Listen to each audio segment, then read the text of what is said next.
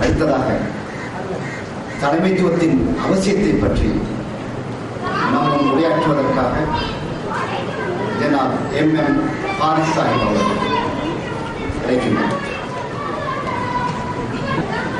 ஆரம்பகால முஸ்லிம்கள் திருக்குர்ஆனை அது அருளப்பட்ட போதே அதனை தெரிந்து கொண்டார்கள். மார்க்கத்தின் நடைமுறைகளை ஹஜ்ரத் நபிகள் நாயகம் ஸல்லல்லாஹு அலைஹி வஸல்லம் அவர்களிடமிருந்து நேரடியாக அறிந்து கொண்டார்கள். ஆக மார்க்கத்தின் அடிப்படைகளான திருக்குர்ஆனும் சுன்னத்தும் புது மெருகு மாறாமல் அப்படியே அவர்களிடம் இருந்தன.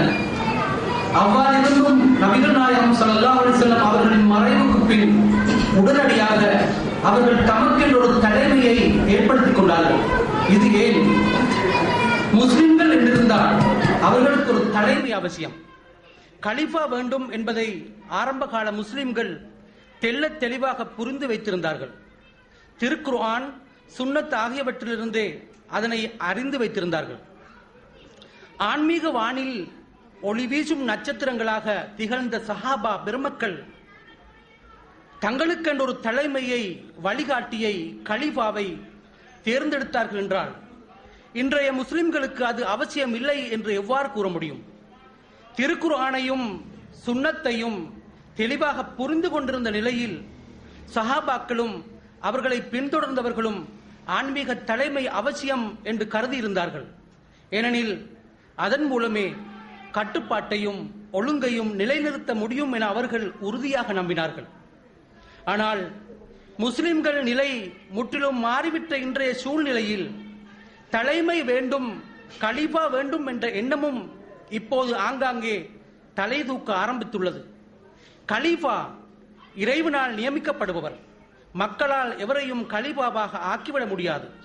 உண்மையில் கிலாபத் என்பது ஓர் இறை அருள்.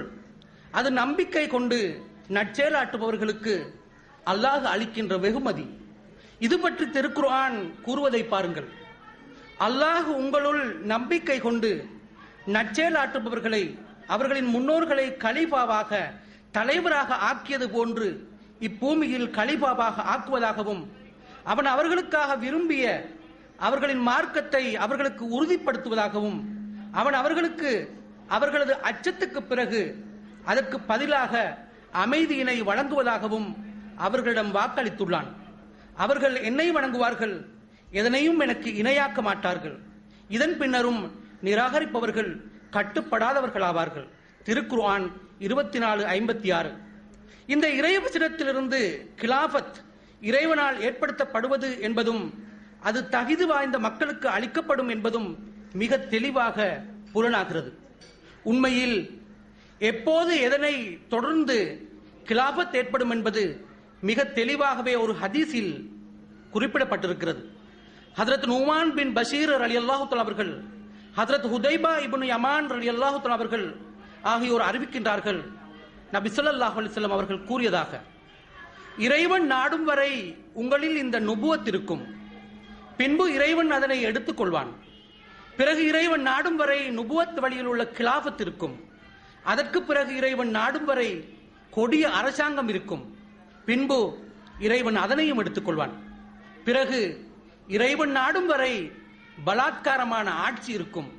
பிறகு அதனையும் எடுத்துக் கொள்வான். மீண்டும் நுபுவத், நபித்துவம் வழியில் உள்ள கிலாபத் உண்டாகும் என்று கூறிவிட்டு நபி ஸல்லல்லாஹு அலைஹி வஸல்லம் அவர்கள் மௌனமாகிவிட்டார்கள்.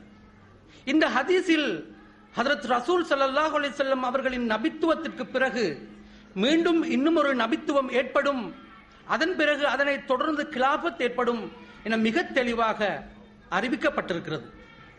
இறை அருளால் இன்று இஸ்லாமிய சமுதாயத்திற்காக கிலாபத் தோன்றி இருக்கிறது. இந்த கிலாபத் ஹதீஸில் முன்னறிவிக்கப்பட்டபடி நபித்துவத்தை பின்தொடர்ந்து ஏற்பட்ட கிலாபத்தாகும். ஆம், இன்றிலிருந்து ஏறத்தாழ 110 ஆண்டுகளுக்கு முன் ஹஜ்ரத் மிர்சா குலாம் அஹமது அலைஹிஸ்ஸலாம் அவர்கள் தம்மை ஹஜ்ரத் ரசூல் ஸல்லல்லாஹு அலைஹி வஸல்லம் அவர்களை பின்பற்றி தோன்றிய நபியாக அறிவித்தார்கள். சிதறுண்டு கிடக்கும் முஸ்லிம் சமுதாயத்தை நபி ஸல்லல்லாஹு அலைஹி வஸல்லம் அவர்களின் கொடியின் கீழ் ஒன்றுபடுத்தவும், முழுக்க முழுக்க உலக விவகாரங்களில் மட்டும் மூழ்கி கிடக்கும் மக்களை இறைவன்பால் ஒன்று திரட்டவும் அஹ்மதியா முஸ்லிம் ஜமாத் என்ற அமைப்பை அன்னார் இக்கட்டளையின் அடிப்படையில் நிறுவினார்கள். வாக்களிக்கப்பட்ட இமாம் மஹதி மசீஹ் ஹதரத் மிர்சா குலாம் அலைஹிஸ்ஸலாம் அவர்களின் மரணத்திற்கு பிறகு மறுநாள் 1908 ஆண்டு மே மாதம் 27ஆம் தேதி அன்று அன்னாரின் கீர்த்தி மிக்க சீடர்களில் ஒருவரான ஹதரத் ஹக்கீம் நூருத்தீன் ரலியல்லாஹு தஆலா அவர்கள் அஹ்மதியா ஜமாத்தின் முதலாவது கலிபாவாக தேர்ந்தெடுக்கப்பட்டார்கள்.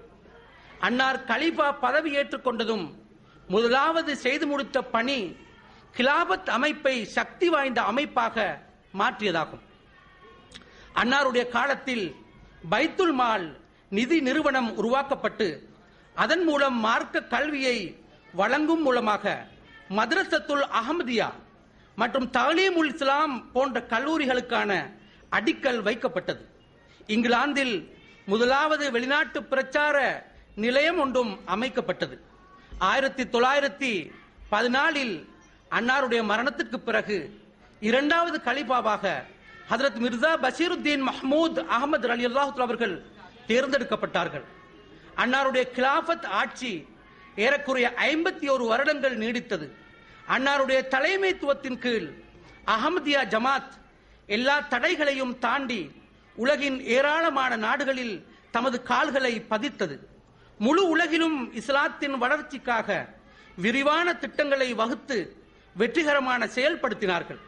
இலங்கை, மொரிஷியஸ், ஐக்கிய அமெரிக்கா, மேற்கு ஆப்பிரிக்கா நாடுகள், இந்தோனேசியா, பலஸ்தீன் மற்றும் ஐரோப்பா போன்ற ஏராளமான நாடுகளில் அஹ்மதியா ஜமாத்தின் பிரச்சார நிலையங்களை ஏற்படுத்தினார்கள். 1924 லண்டனில் மஸ்ஜித் ஃபசில் என்ற பெயரில் முதலாவது பள்ளிவாசலுக்கான அடிக்கல்லை அன்னார் நட்டியதோடு அங்கு அஹ்மதியத் ஒரு உண்மை இஸ்லாம் என்ற தலைப்பில் ஓர் உரை நிகழ்த்தினார்கள். 1931 அன்னார் அகில இந்திய காஷ்மீர் குழுவின் தலைவராக செயல்பட்டு காஷ்மீர் மக்களின் உரிமைகளுக்காக கடினமாக உழைத்தார்கள். அன்னார் பல அரிய நூல்களை எழுதியதோடு முழு திருக்குர்ஆனுக்கும் தப்சீர் கபீர் என்ற பெயரில் விளக்க உரை எழுதினார்கள்.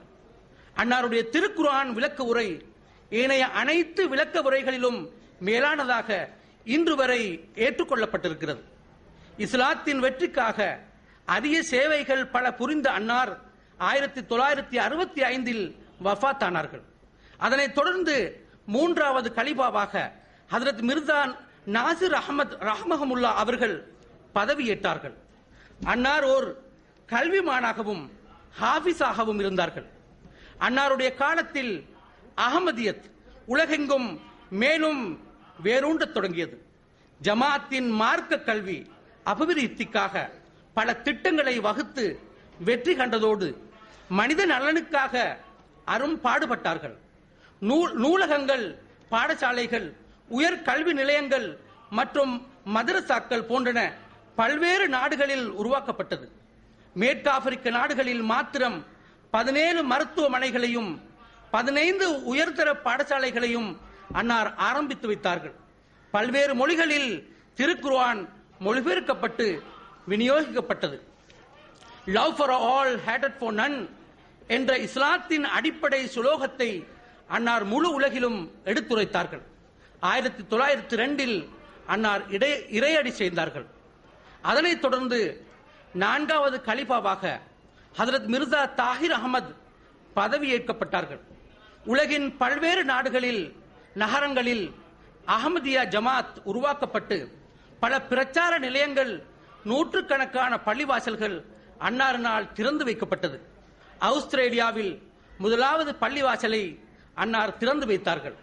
இஸ்லாத்தின் தூது செய்தியை செயற்கோள் மூலமாக உலகின் எல்லா மூலை முடுக்குகளிலும் எத்தி வைப்பதற்காக MTA முஸ்லிம் டிவி அஹ்மதியா என்ற பெயரில் 24 மணி நேர உலகளாவிய ஒளிபரப்பு சேவையை ஆரம்பித்து வைத்தார்கள்.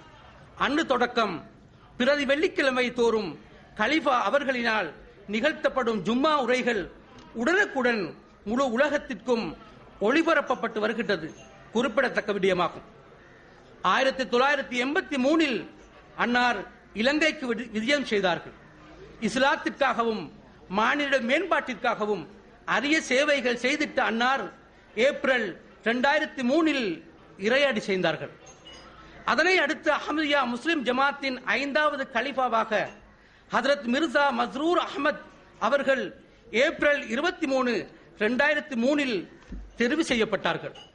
இன்று உலகின் 181 நாடுகளில் பரவி வாழும் 22 கோடி அகமதி முஸ்லிம்களின் கலிஃபாவாக ஆத்மீக தலைவராக அன்னார் திகழ்கின்றார்கள். வாஹிர தௌவானா அனில் ஹம்துலில்லாஹி ரப்பில் ஆலமீன். நீர்கொழும்பு நகர மேயர் நிமல் லான்சா அவர்கள் வருகை புரிந்திருக்கின்றார்கள். இலங்கை அஹ்மதியா முஸ்லிம் ஜமாத்தின் சார்பில் அன்னாரை நாம் வருக வருக என்று அழைக்கின்றோம்.